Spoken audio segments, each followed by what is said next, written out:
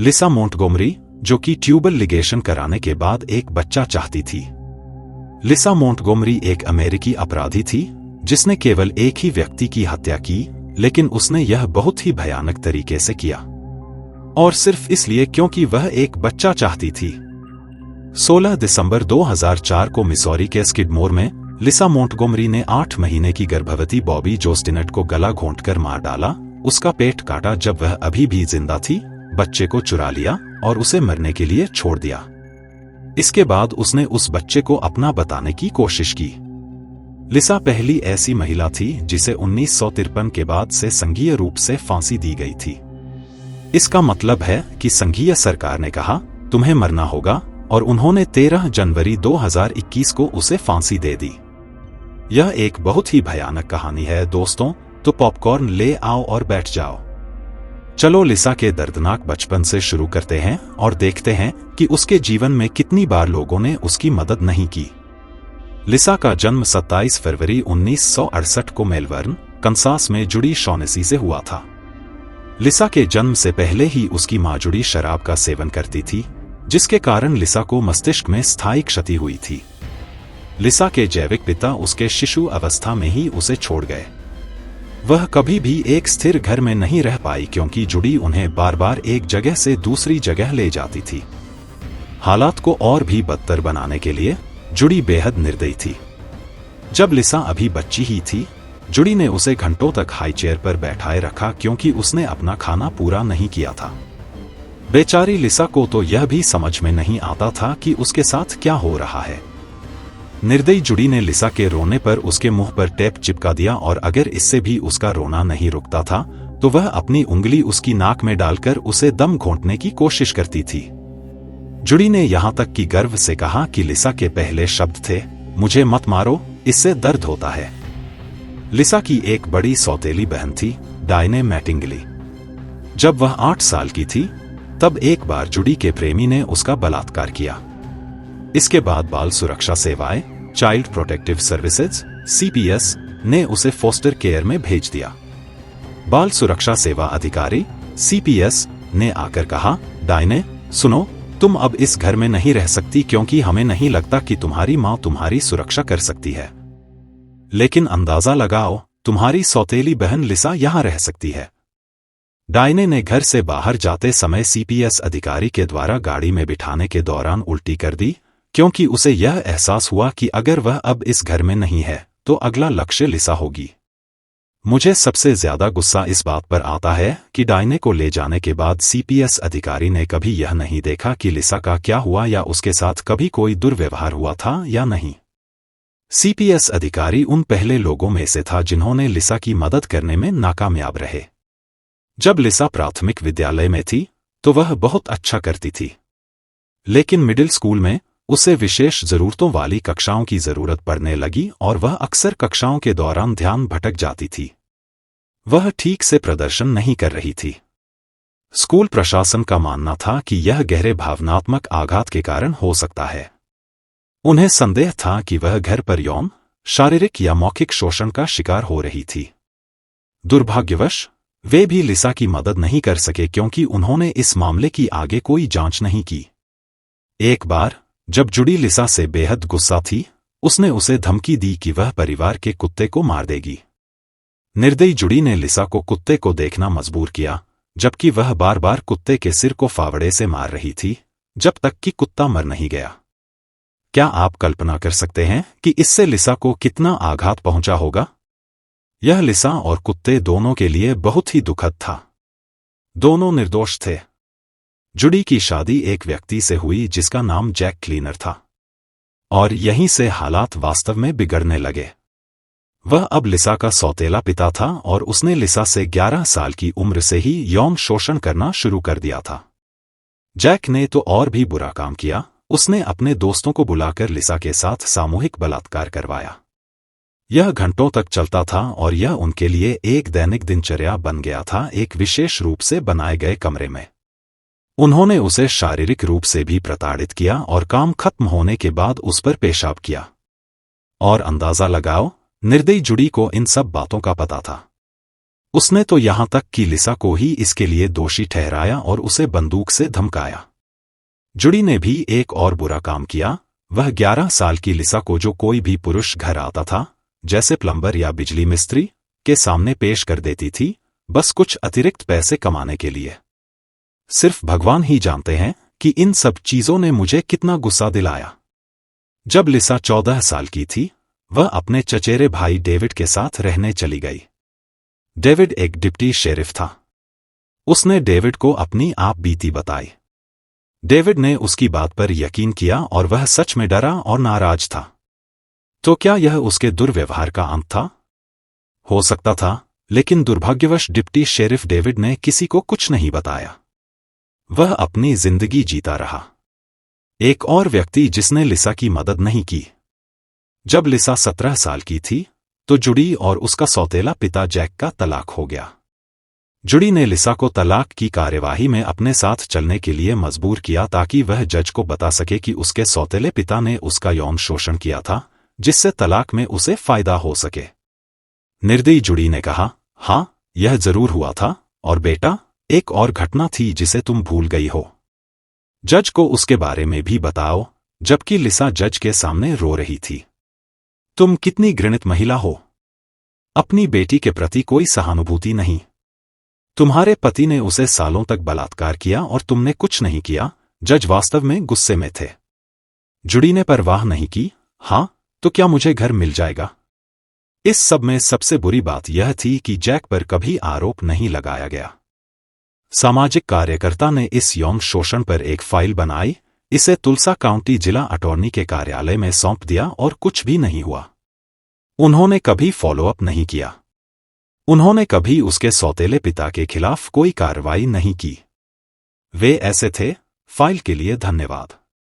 हम इसे अपने बाकी कागजात के साथ रख देंगे, जहां हम अपने ट्रैफिक टिकट रखते हैं, क्योंकि यह इतनी कम प्राथमिकता का मामला है। लोग जो लिसा की मदद कर सकते थे, उन्होंने उसे बार बार निराश किया। जब लिसा 18 साल की थी, उसने अपने सौतेले भाई कार्ल बोमन से शादी कर ली। वह उसके सौतेले पिता जैक का बेटा नहीं था। वह जुडी के चौथे पति का बेटा था। कार्ल एक राक्षस था। उसने लिसा का बार बार बलात्कार किया और अक्सर विदेशी वस्तुओं का इस्तेमाल किया। उसने बलात्कार के दौरान उसे शारीरिक रूप से प्रताड़ित भी किया, जैसे उसकी गर्दन पर चाकू रख देना। उसने इन घटनाओं की वीडियो रिकॉर्डिंग भी की। लिसा के सौतेले भाई ने उन वीडियो में से एक को देखा और कहा कि वह किसी हॉरर फिल्म की तरह था, जैसे कोई स्नफ फिल्म। लिसा कार्ल से गर्भवती हो गई। उसने सोचा कि यह अच्छा होगा। हो सकता है कि वह एक अच्छी मां बन सके। लेकिन दुर्भाग्यवश उसने कार्ल के साथ अपने 4 बच्चों की अच्छी देखभाल नहीं की। वह पीने लगी और उसे पोस्टपार्टम डिप्रेशन हो गया। उसने अपने बच्चों की उपेक्षा की। एक बार लिसा का बेटा बुरी तरह बीमार हो गया और अस्पताल जाना पड़ा क्योंकि उसने एक बैटरी निगल ली थी। फिर एक समय ऐसा आया जब लिसा गर्भवती नहीं हो सकती थी, इसलिए वह बांझपन के इलाज के लिए अस्पताल गई। लेकिन डॉक्टर ने पाया कि लिसा का पहले ट्यूबल लिगेशन हो चुका था। यह तब होता है जब आपके फेलोपियन ट्यूब को काट दिया जाता है, जिससे आप गर्भवती नहीं हो सकती। लिसा को लगा कि उसकी मदद के लिए अब कोई नहीं बचा, इसलिए वह दिन ब दिन शराब पीने लगी। उसने कुछ ही समय बाद अपने जीवन में बहुत से गर्भधारण का दावा करना शुरू कर दिया। उसने अपने परिवार और दोस्तों से कहा कि वह फिर से गर्भवती है। किसी को यह बात पता नहीं थी कि वह झूठ बोल रही है। बॉबी जो स्टिनेट। अब हम बॉबी जो स्टिनेट की बात करते हैं, जो 23 साल की एक महिला थी और अपने पहले बच्चे के साथ 8 महीने की गर्भवती थी। बॉबी जो और उसके पति जेब एक रैट टेरियर कुत्ते की प्रजनन व्यवसाय चलाते थे। बॉबी जो एक online rat terrier chat room writer chatter चलाती थी। रैटर चैटर में वह प्रजनन के सुझाव साझा करती थी और यह भी बताती थी कि वह जनवरी 2005 में प्रसव के लिए तैयार है। लिसा भी रैटर चैटर में थी क्योंकि उसे रैट टेरियर कुत्ते पसंद थे।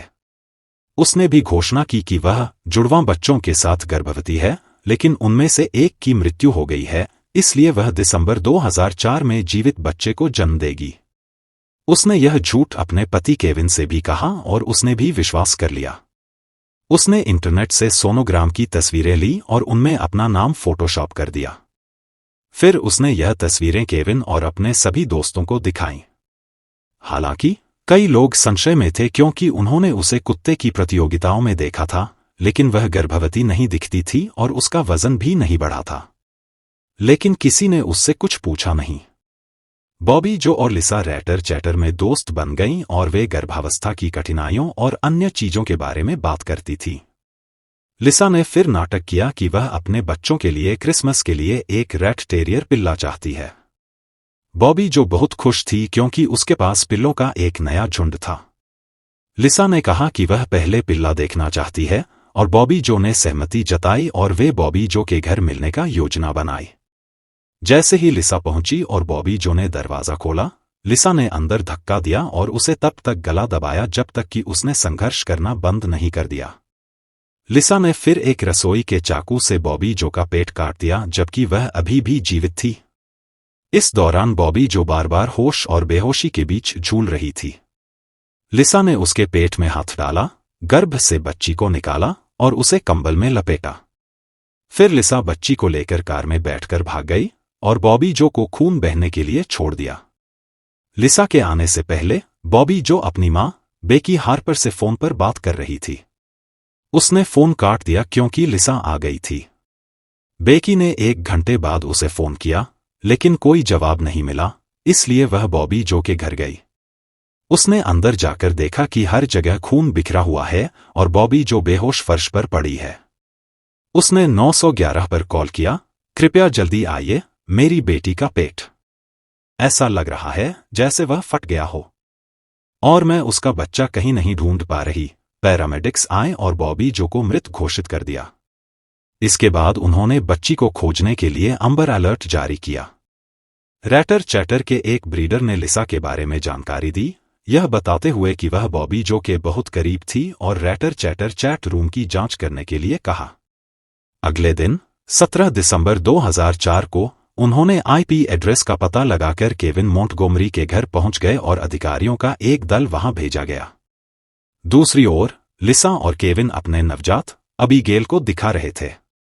लिसा ने केविन और अपने दोस्तों को बताया कि वह किराने का सामान खरीद रही थी और अचानक उसे प्रसव पीड़ा होने लगी और उसे एक महिला केंद्र में ले जाया गया, जहां उसने बड़ी आसानी से जन्म दिया। एफबीआई उनके घर पहुंची और लिसा से उसकी डिलीवरी के बारे में कुछ सवाल पूछे और उसने वही कहानी बताई जो उसने सभी को बताई थी। एफबीआई ने फिर कहा कि उन्होंने आसपास के अस्पतालों की जांच की और उस दिन किसी ने जन्म नहीं दिया और उसका कोई रिकॉर्ड भी नहीं है। लिसा तुरंत टूट गई और सब कुछ कबूल कर लिया। केविन पूरी तरह से स्तब्ध था। लिसा को 1 घंटे बाद गिरफ्तार कर लिया गया। लिसा के बचाव वकीलों ने उसकी जान बचाने के कई प्रयास किए, यह तर्क देते हुए कि उसके मानसिक स्वास्थ्य और बचपन के यौन शोषण को ध्यान में रखा जाना चाहिए, लेकिन कोई फायदा नहीं हुआ। उसे 22 अक्टूबर 2007 को दोषी ठहराया गया और मृत्युदंड की सजा सुनाई गई। लिसा को 13 जनवरी 2021 को घातक इंजेक्शन पेंटोबार्बिटल के जरिए इंडियाना के टेरे हाउते में फेडरल करेक्शनल कॉम्प्लेक्स में फांसी दी गई। बच्ची विक्टोरिया जो स्टिनेट अपने दर्दनाक जन्म से बच गई और अब एक स्वस्थ किशोरी है। मैं लिसा ने जो किया उसका किसी भी तरह से समर्थन नहीं करता, लेकिन यह अटल है कि लिसा मानसिक रूप से अस्थिर थी। उसका जीवन यौन शोषण और आघात से भरा था और उन सभी लोगों ने जिन्होंने कुछ भी संदेह किया या जो जानते थे कि क्या हो रहा है, ने उसकी मदद के लिए कुछ नहीं किया। मुझे लगता है कि उसे ऐसी सजा मिलनी चाहिए थी जिसमें वह आधी जेल में और आधी आपराधिक मानसिक अस्पताल में बिताती।